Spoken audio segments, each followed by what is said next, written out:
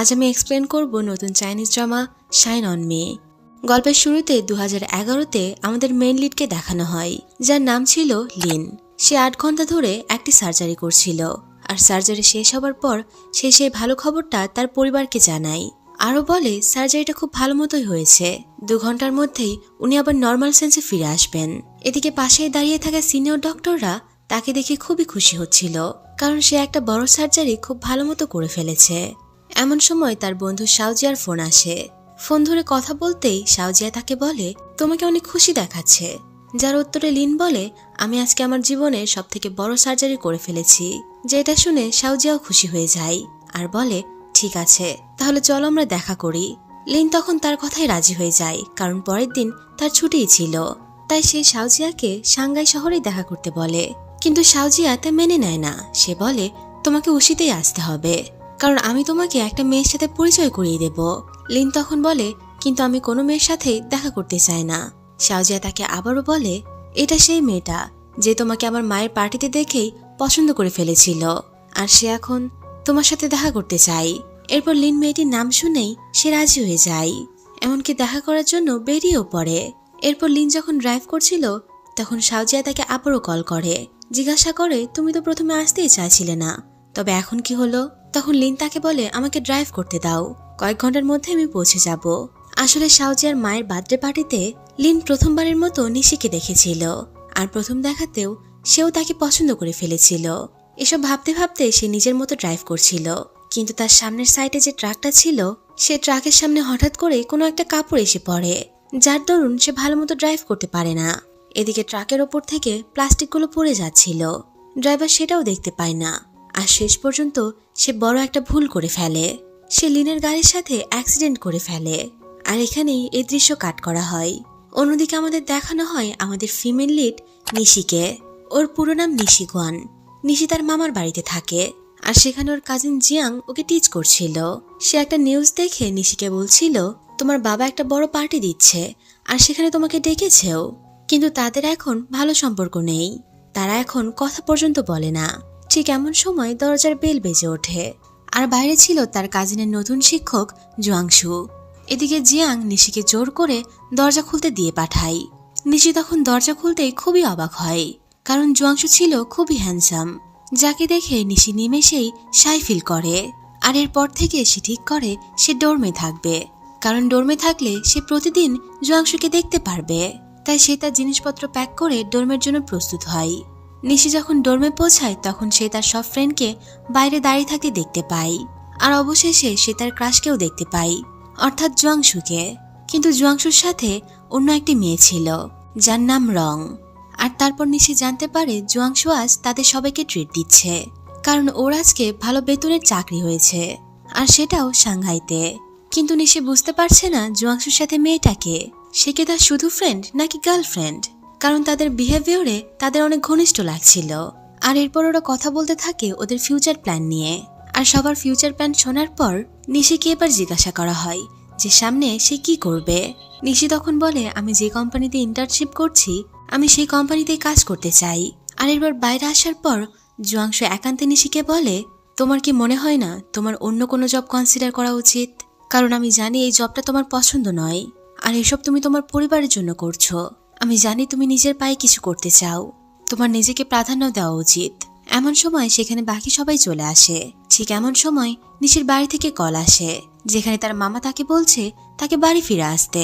তাই সে সবাইকে এক্সকিউজ করে বলে, আমি এমনিতেও অনেক ক্লান্ত, আমি বাড়ি ফিরছি। কিন্তু যাওয়ার পথে তার কাজিন তাকে আবারও ফোন করে, আর সে নিশিকে ফোন দিয়ে কিছু আনতে বলে, আর যেটা আনতে নিশিকে আবার ডোরমে চলে যেতে হয়। আর কিছু সময়ের মধ্যে সেখানে অন্য মেয়েরাও পৌঁছায়, কিন্তু তারা জানে না এখানে তারা বাদেও নিশি আছে। আর তারা সবাই সেখানে রংকে বলছিল, তোমরা জুয়াংশুর সম্পর্কটা সবার সামনে ক্লিয়ার করা উচিত।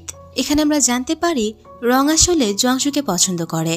তখন রং তাদের সবাইকে বলে, আমার ভয় হয় যদি জুয়াংশু আমাকে রিজেক্ট করে, আর এখন তোর ভালো স্যালারির জবও হয়ে গেছে, আমি চাই না ও আমাকে ভুল বুঝুক। এদিকে নিশি ওদের সবগুলো কথাই শুনে ফেলে। আর যখন সে বাড়ি আসে তখন তার আঙ্কেল আন্টি অর্থাৎ মামা মামি তাকে খুব ভালো মতো ট্রিট করে। আর কথায় কথায় তার আন্টি তাকে বলে, যখন তোমার মা তোমার বাবার সাথে ছিল তখন তোমার বাবার কিছুই ছিল না, আর যখন তিনি টাকা ইনকাম করা শুরু করলো তখন সে নতুন একটা গার্লফ্রেন্ড নিয়ে আসলো। আর এরপর তো সে তোমার মাকে ডিভোর্সই দিয়ে দেয়। নিশি বা জিয়াং এই বিষয়ে কিছুই বলে না, তারা খাবার শেষে ওপরে চলে যায়। তখন নিশির আঙ্কেল তার ওয়াইফকে বলে, তুমি তো জানো বাচ্চারা বড় হয়ে গেছে, ওর মা আর বাবাকে নিয়ে তোমরা এভাবে কথা বলা ঠিক নয়। তখন তিনি বলেন, আমি এরপর থেকে সাবধানে কথা বলবো। এর পরের দৃশ্যে দেখানো হয় ডোর্মে সব মেয়েরাই তাদের সিভি তৈরি করছে, কারণ সামনে একটা বড় জব ফেয়ার হতে চলেছে। আর নিশি তাদের আগে থেকেই বারণ করেছিল, কারণ সে নিজের ইন্টার্নশিপ করা কোম্পানিতেই চাকরি করতে চায়। কিন্তু তখন তার জুয়াংশুর কথাগুলো মনে পড়ে, তাই সে তখন বলে, আমিও তোমাদের সাথে যাব। যা শুনে বাকি মেয়েরা সবাই অবাক হয়ে যায়। আর বাসে ওঠার পর সে জানতে পারে জুয়াংশু সেখানে আসছে। তখন নিশি মনে মনে ভাবতে থাকে, জুয়াংশু হয়তো এখন ভাববে আমি ওর জন্য এসেছি। এদিকে জুয়াংশু নিশিকে দেখে খুবই খুশি হয়, কিন্তু অনেক ভিড়ের কারণে নিশি তার লাস্ট সিভিটা জমা দিতে পারে না। তখন জুয়াংশু তাদের বলে, আমি জমা দিয়ে আসছি, যা দেখে সবাই খুবই অবাক হয়। এদিকে ফেয়ার শেষ হওয়ায় সবাই সবকিছু গুছিয়ে নিচ্ছিল। তখন সেখানে জুয়াংশু আসে আর সাংহাইয়ের এক কোম্পানিতে সিভি জমা দেওয়ার জন্য কথা বলছিল। ঠিক এমন সময় ডক্টর লিন সেখানে আসে আর নিশির সিভি দেখে বলে, এটা তো তোমার নয়, এটা কোনো মেয়ের সিভি। তখন জুয়াংশু সম্মতি জানায় আর বলে, এটা আমার ক্লাসমেটের, একটু আগে ভিড়ের জন্য ও জমা দিতে পারেনি। লিন তখন সিভিটা কোম্পানির স্টাফের হাতে দিয়ে দেয়। আর ডোর্মে ফেরার পথে রং খেয়াল করে তার ফোন হারিয়ে গেছে, তাই সেই তখন ভাবতে শুরু করে ইন্টারভিউর কল আসলে কার কাছে কলটা যাবে। তখন জুয়াংশু তাকে শান্ত করে বলে, তোমাকে কল করে না পেলে ডোর্মে কল করা হবে। এদিকে ডোর্মে পরের দিনই নিশির কাছে ইন্টারভিউর জন্য কল আসে, আর সেটাও সাংহাই কোম্পানি থেকে, যেখানে নিশিকে জুয়াংশু হেল্প করেছিল অ্যাপ্লাই করতে। আর এটা দেখে রং আরো বেশি জেলাস ফিল করতে থাকে। অন্যদিকে লিনকে দেখানো হয়, আর ও তখন ইন্টারভিউর জন্য প্রস্তুতি নিচ্ছিল, সবার সিভিগুলো চেক করছিল। তখন একজন স্টাফ এসে বলে, আগামীকাল সবাই ইন্টারভিউর জন্য এখানে আসবে। এর পরের দৃশ্যে দেখানো হয় নিশি মিস্টার লিনের কোম্পানিতে ইন্টারভিউর জন্য প্রস্তুতি নিচ্ছিল।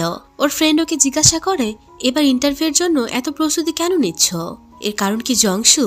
নিশি তখন কিছুই বলে না, আর ফেরার সময় সে আবারও বলে, নাকি জংশু চাই তুমি এই শহরেই থাকো, আর এজন্যই সে নিজের হাতে তোমার সিভি জমা দিয়েছিল।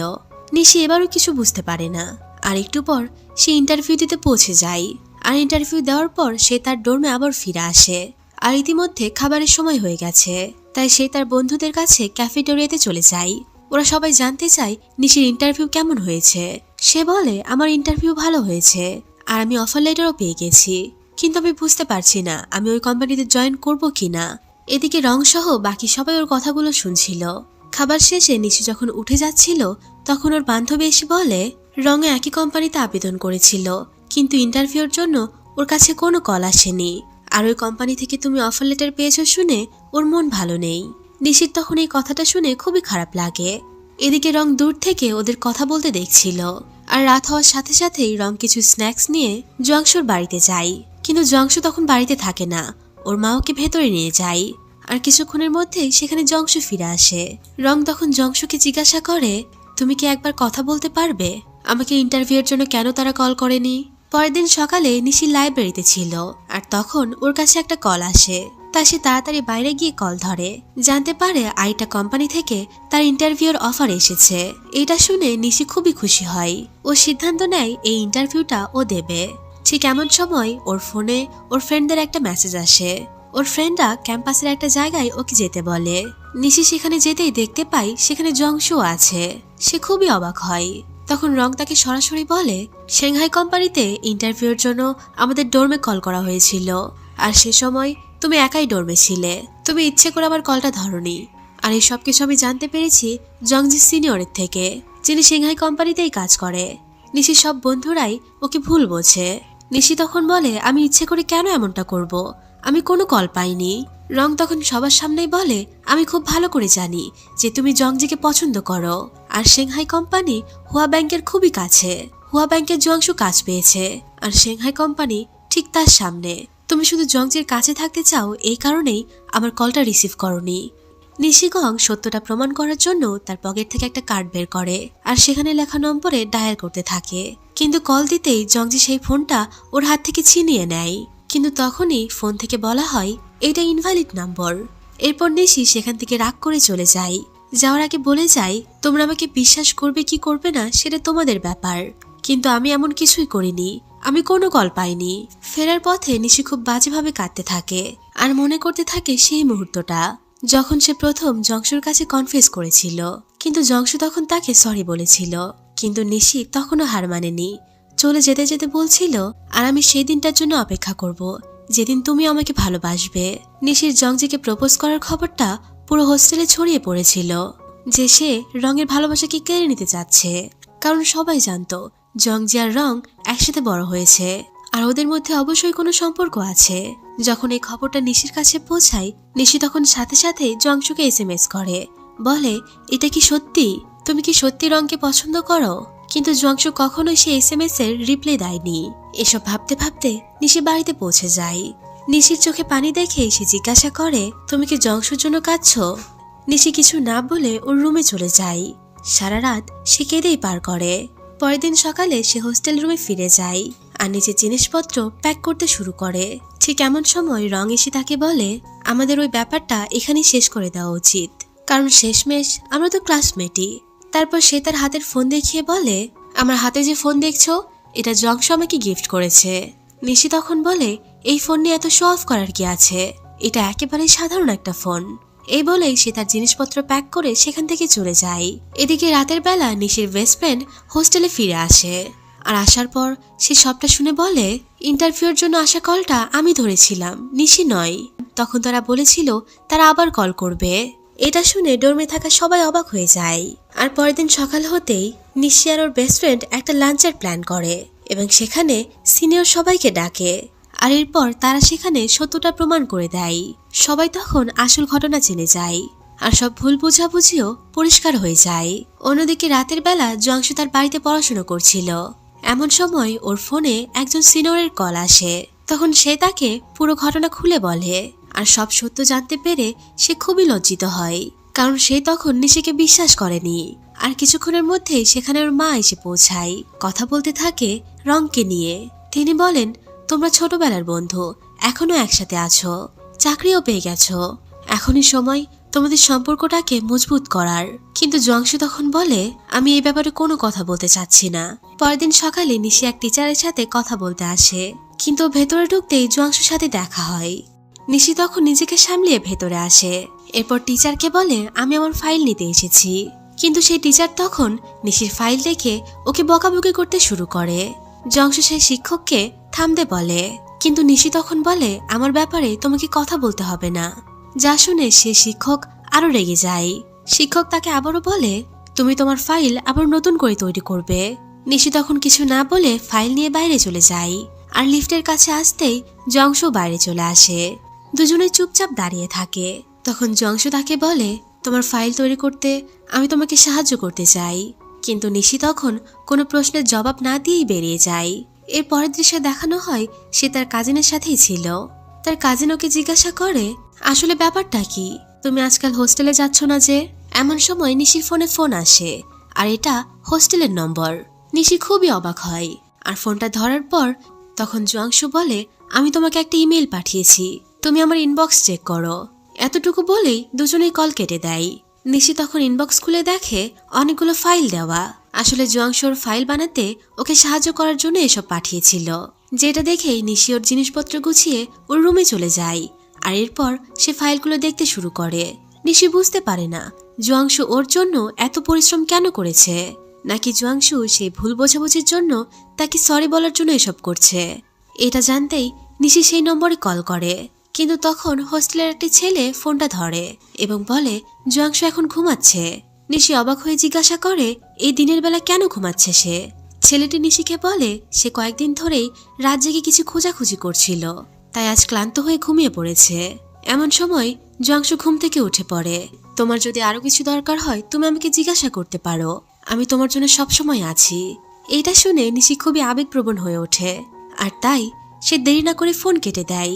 পরের দিন সকালবেলা নিশি সেই ফাইলটা সে টিচারকে জমা দেয়। টিচার তখন নিশির ফাইল দেখে অনেক প্রশংসা করেন। নিশিও খুবই খুশি হয়। এর পরের দৃশ্যে দেখানো হয় নিশি তার কাজিনের সাথে গাড়িতে বসে সেন্টারের দিকে যাচ্ছে। পথের মধ্যে তার ভাই তাকে বলে, আমি তোমার জন্য একটা সারপ্রাইজ অ্যারেঞ্জ করেছি, আর সেটা তুমি সেখানে গিয়েই দেখতে পারবে। আর সেখানে পৌঁছানোর পর সে বারবার চারপাশে তাকাচ্ছিল। নিশি তাই জিজ্ঞাসা করে, সেসব পরে দেখা যাবে, তুমি আগে ভেতরে যাও। আর পরীক্ষা শেষে তার কাজিন একজনের সাথে তার পরিচয় করিয়ে দেয়। সে বলে এটা জুয়াংশুর ভাই। নিশি তখন ওদেরকে নিয়ে লাঞ্চ করায়। আর এরপর সেকেন্ড টেস্টের দিন জুয়াংশু তার ছোট ভাইয়ের সাথে টেস্ট সেন্টারে পৌঁছায়। নিশি জুয়াংশুকে দেখে খুবই অবাক হয়। আর যখন ওরা সেন্টারের ভেতরে চলে যায় তখন জুয়াংশু আর নিশি দুজনে একটি ক্যাফেতে বসে। আর দুজনে যখন খাবারের জন্য বসেছিল তখন হঠাৎ করে জুয়াংশুর মনে পড়ে যায় সেই মুহূর্তের কথা, যখন নিশি তাকে টাকা ধার দিয়েছিল যখন তার মা হসপিটালে ভর্তি ছিল।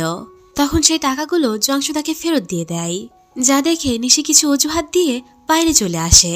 আর সেন্টারের বাইরে সে একা বসে থাকে। আর তখন সেখানে জুয়াংশু এসে বলে, কাল তুমি আমার ভাইকে নিয়ে লাঞ্চ করিয়েছিলে, তার মানে তুমি আর আমার উপর রেগে নেই?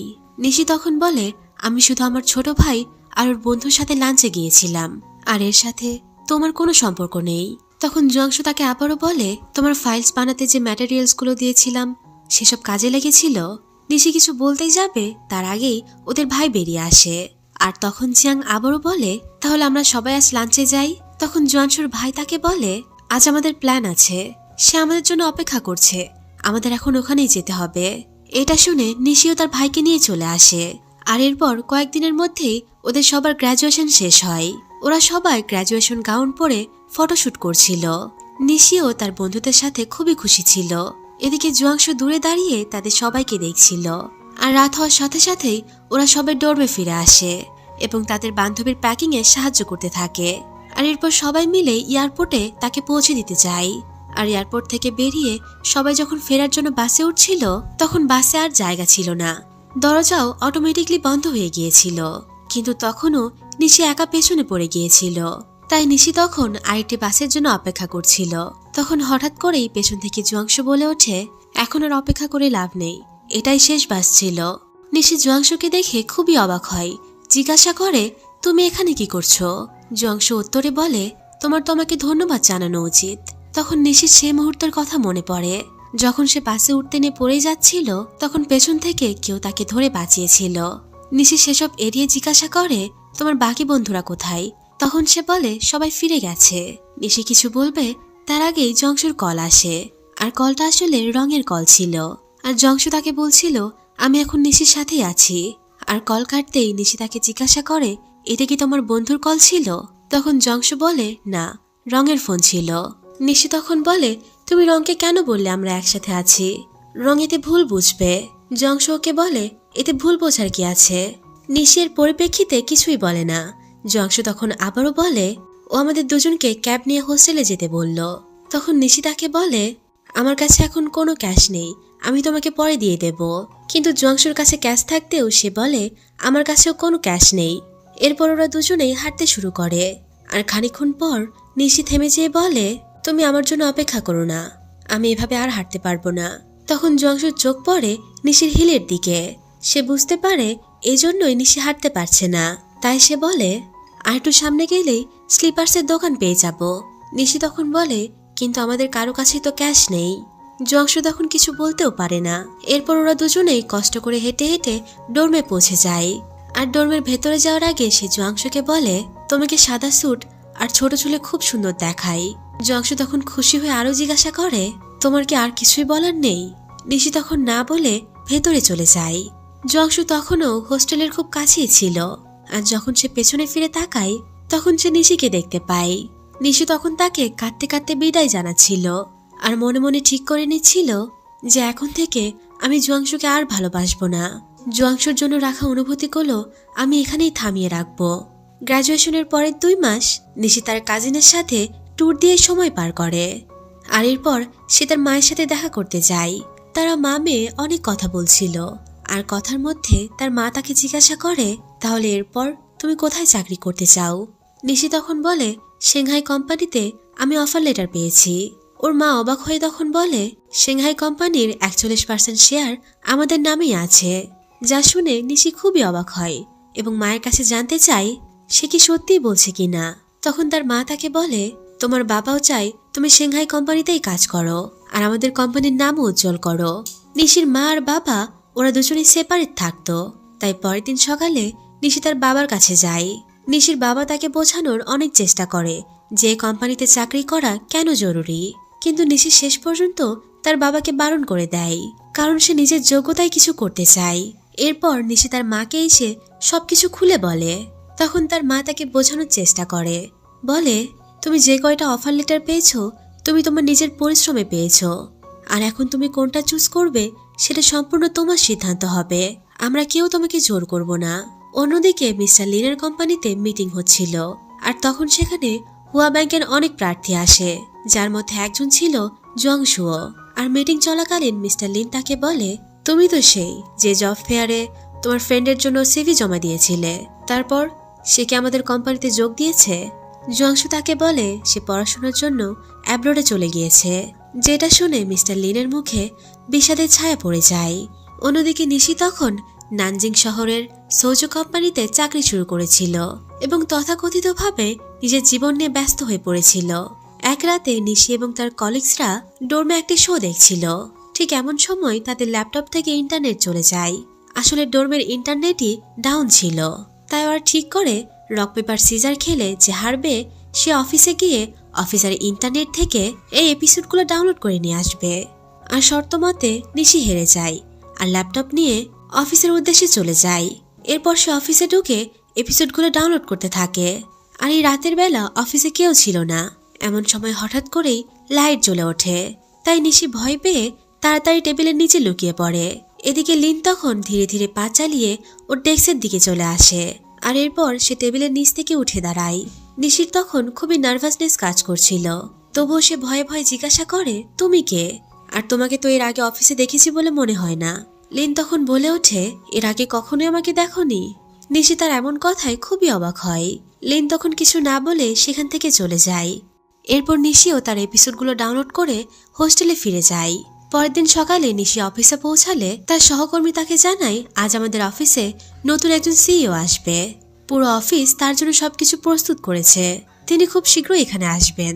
এমন সময় মিস্টার লিন অফিসের ভিতর প্রবেশ করে। নিশি মিস্টার লিনকে দেখে খুবই অবাক হয়। ও বুঝতে পারে ও তো খুব বড় ভুল করে ফেলেছে। এবার না জানি তার চাকরি নিয়ে টানাটানি উঠে যায়। আর এরপর কিছুক্ষণের মধ্যেই তার কাছে একটা ফোন আসে। বলা হয় কয়েকদিন আগেই তার উপর একটা দায়িত্ব দেওয়া হয়েছিল, আর সেই কাজে কিছু একটা ভুল হয়েছে, যার ফলে কোম্পানি কোটি কোটি টাকার ক্ষতির মুখে পড়তে পারে। এই নিয়ে কয়েকটা ডিপার্টমেন্টের মধ্যে দ্বন্দ্ব লেগে যায়। আর এই কথা যখন মিস্টার লিন জানতে পারে, তখন সে সব দায়িত্ব নিজের কাঁধে নিয়ে বলে, আমি এই সমস্যাটা নিজে সামলাবো। মিস্টার মু, যিনি এই কোম্পানিতে এই কাজের ম্যানেজার ছিলেন, তিনি মিস্টার লিনের সাথে কথা বলার পর বেরিয়ে আসার পথে নিশিকে দেখে তিনি খুবই কটাক্ষ করতে শুরু করে। তখন অফিসের ভেতর থেকে লিন সবই দেখছিল, তাই সে দ্রুত সেখান থেকে বেরিয়ে এসে বলে, ভুল তো সবার হয়, তাই বলে এভাবে সবার সামনে তাকে অপমান করা একদমই উচিত নয়। আমি আশা করব আপনি আমার কথা বুঝতে পেরেছেন। মিস্টার মো তখন বলে, কোম্পানিতে ইন্টার্নদের শুরু থেকে কড়া হাতে নিতে হবে, যেন তারা কখনোই এমন ভুল দ্বিতীয়বার না করে। মিস্টার মো সেখান থেকে যাওয়ার আগে তিনি নিশিকে বলেন, নিশি গং তো তুমি এখানে বেশি দিন টিকতে পারবে না। এরপর নিশি এবং তার এক কলিগ লিনের সাথে কথা বলতে যায়।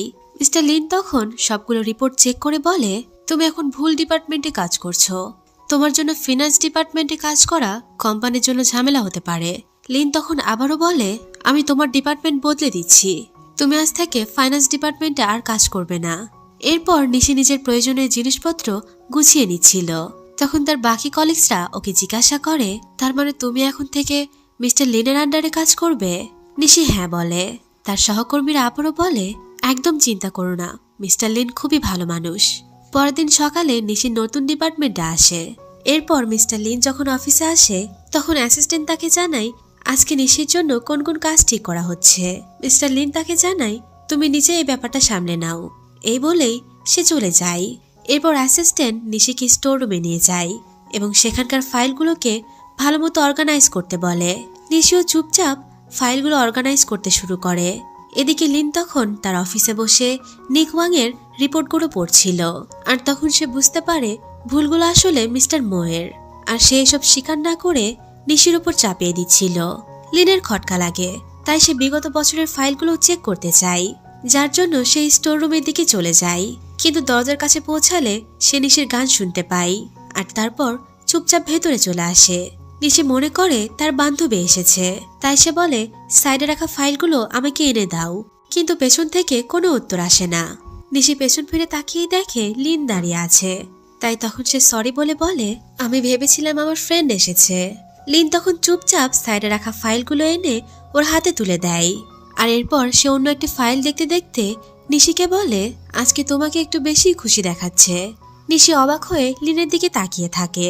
লিন তখন আবারও বলে আমি তোমাকে গান করতে শুনে ফেলেছি। নিশি তখন নার্ভাস হয়ে বলে আমি যখন ফাইলগুলো অর্গানাইজ করছিলাম তখন আমার খুবই বোরিং লাগছিল, তাই ভেবেছিলাম গান করলে হয়তো কাজে মন বসবে। পরের দিন নিশি স্টোর রুমে বসে ফাইলগুলো অর্গানাইজ করছিল, আর মিস্টার লিনও প্রতিদিন আলাদা আলাদা অজুহাত দিয়ে স্টোর রুমে আসতে শুরু করে।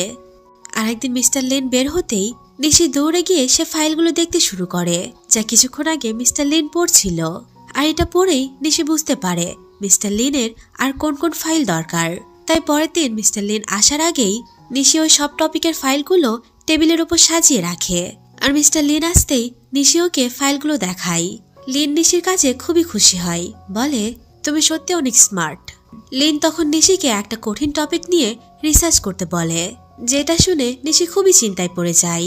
লিন তাকে বলে আমি আশা করছি তুমি তোমার পুরো টাস্কগুলো ভালো মতো করবে আর ওই ফাইলটাও খুঁজে বের করবে। আর পরের দিন নিশির সমস্ত রিসার্চ কমপ্লিট করে লিনের কাছে যায়। লিন খুবই অবাক হয়, একই সাথে খুশিও হয়, কারণ এই টপিকটা খুবই কঠিন ছিল, কিন্তু নিশি তা খুব ভালো আর পরিপূর্ণভাবে করেছে। তখন নিশি লিনকে একটা লেটার ধরিয়ে বলে আমার 3 দিনের ছুটি দরকার।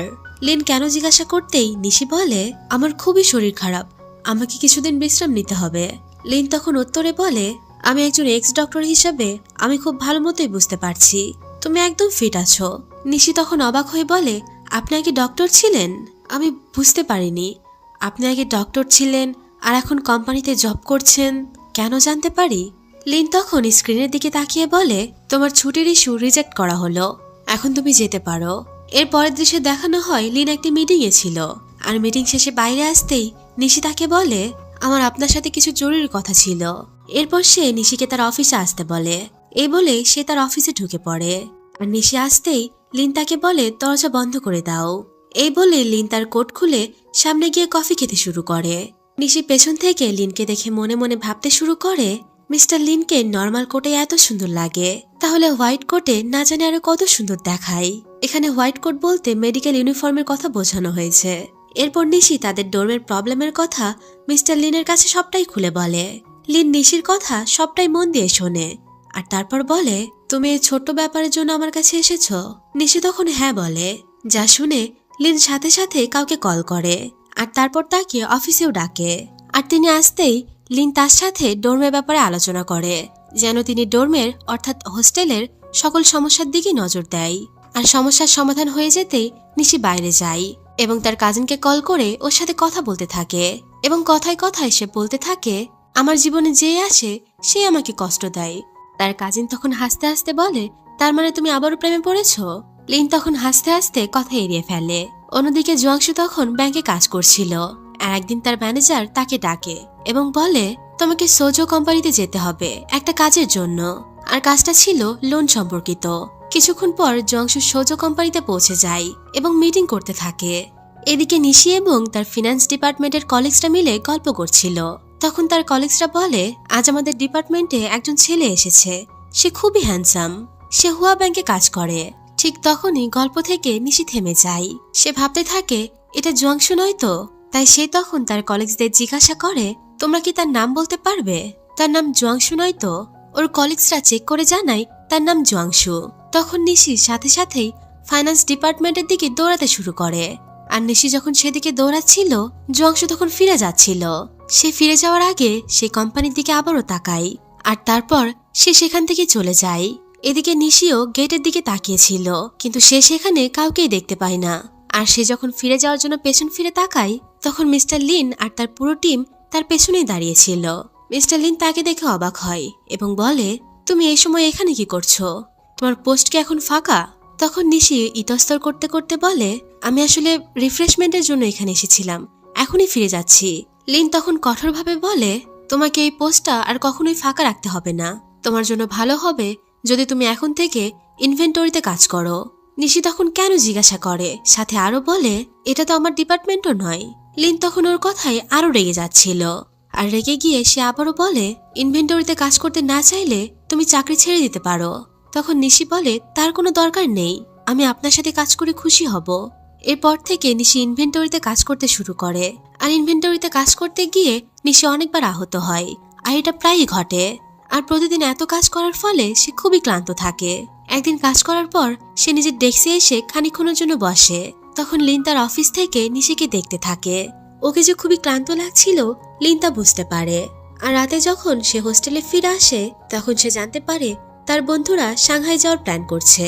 নিশি প্রথমে মানতে চাইছিল না, কিন্তু সাংহাই যাওয়ার প্ল্যান শুনে সে রাজি হয়। তাই পরের দিন সকালে ওরা তিনজনই পার্কিং লটে অপেক্ষা করছিল। এমন সময় লিনের গাড়ি সেখানে এসে দাঁড়ায়। ওদের দেখে জিজ্ঞাসা করে তোমরা এখানে কি করছো? তখন ইঞ্চে ওদের প্ল্যানের কথা বলে। লিন বলে আমিও তো সাংহাইতেই যাচ্ছি, তাহলে চলো আমি তোমাদের লিফট দিয়ে দিচ্ছি। তখন নিশি বাদে ওরা দুজনে খুবই খুশি হয়, আর ওরা নিশিকে সামনে বসতে বলে ওরা দুজনে পিছনে বসে পড়ে। নিশিও চুপচাপ সামনে বসে পড়ে। অতিরিক্ত ক্লান্তির ফলে পথে মধ্যেই নিশি ঘুমিয়ে পড়ে। আর নিশিকে ঘুমাতে দেখে ইঞ্চে বলে কয়েকদিন ধরে ইনভেন্টরিতে কাজ করাই ওকে খুবই ক্লান্ত লাগছিল, আর ইনভেন্টরিতে ওর অনেকবার চোটও লেগেছে। তারপর আরো বলে গতকালে একটা বক্স ওর মাথার উপর পড়েছিল, ওর মাথায় এখনো দাগ হয়ে আছে। লিন হালকা চোখে নিশির চোটটা দেখে নেয়, আর তারপর কিছুক্ষণের মধ্যেই লিন তাদেরকে টেম্পলে পৌঁছে দেয়।